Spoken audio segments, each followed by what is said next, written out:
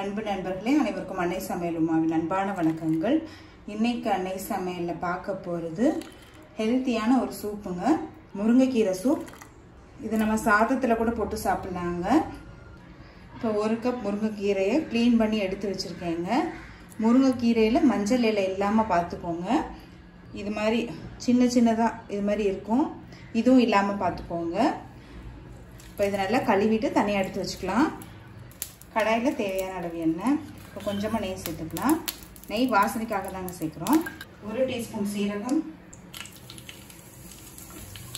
பொடியாக நறுக்கின இஞ்சி,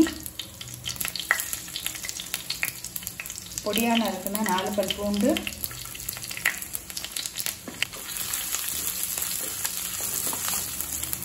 பதினஞ்சு சின்ன வெங்காயத்தை சேர்த்துக்கலாம். சின்ன வெங்காயம் போட்டிங்கன்னா சூப் டேஸ்ட் ரொம்பவே நல்லா இருக்குங்க.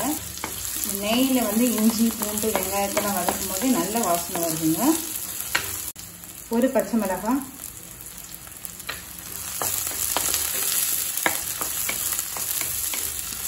இப்போ சின்ன வெங்காயத்தை நல்லா வதக்கியாச்சுங்க. அடுத்தது கீரையை சேர்த்துக்கலாம்.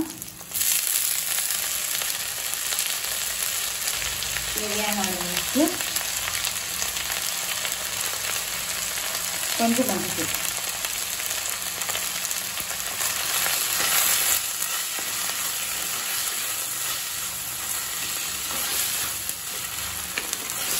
கீரை வதக்கிறதுல பார்த்தீங்கன்னா பாதி வெந்துடுங்க. இப்போ கீரையை நல்லாவே வதக்கியாச்சுங்க. ஒரு 2 கப் தண்ணி சேர்த்துக்கலாங்க. இப்போ மூடி போட்டு கீரை நல்லா வேகிற வரைக்கும் வெயிட் பண்ணலாம். இப்போ கீரை பாருங்கள் நல்லாவே வெந்துருச்சு. கலர் பார்க்கும் போதே தெரியுது, நல்லா மாறி இருக்கு. வேக வச்ச பாசிப்பருப்பு 2 டேபிள் ஸ்பூன் சேர்த்துக்கலாம். ரொம்ப சேர்த்தோன்னா கூட்டு மாதிரி ஆகிடும், அதனால ஒரு 2 டேபிள் ஸ்பூன் அளவு சேர்த்திங்கனாலே போதுமானது. இது எதுக்காக சேர்க்குறோன்னா, நம்ம அந்த கன்சிஸ்டன்சி கொஞ்சம் திக்காக வர்றதுக்காக சேர்க்குறோங்க. நார்மல் சூப்பில் கார்ன்ஃப்ளவர் சேர்ப்பாங்க, நம்ம திக்னஸ்க்காக சேர்க்குறோம். பாசிப்பருப்பு சேர்க்கறதுனால டேஸ்ட்டும் நல்லாயிருக்கும்.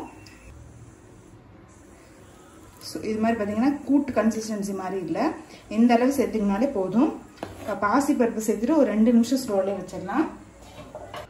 இப்போ பாசிப்பருப்பு சேர்த்துட்டு 2 நிமிஷம் ஆயிடுச்சு.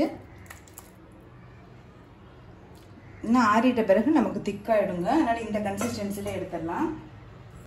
இப்போ 1 டீஸ்பூன் மிளகுத்தூள் சேர்த்துக்கலாம். இப்போ முருங்கைக்கீரை சூப் ரெடி ஆகிடுச்சுங்க, சர்வ் பண்ணிடலாம். இப்போ சுவையான முருங்கைக்கீரை சூப் ரெடி ஆகிடுச்சு. ரெசிபியை ட்ரை பண்ணி பாருங்கள், கண்டிப்பாக உங்களுக்கு பிடிக்கும். ரெசிபி பிடிச்சிருந்ததுன்னா வீடியோவை லைக் பண்ணுங்கள், கமெண்ட் பண்ணுங்கள், ஷேர் பண்ணுங்கள். இதுவரைக்கும் அன்னை சமையல் சேனலை சப்ஸ்கிரைப் பண்ணாதவங்க மறக்காமல் சப்ஸ்கிரைப் பண்ணிவிடுங்க. தேங்க்யூ.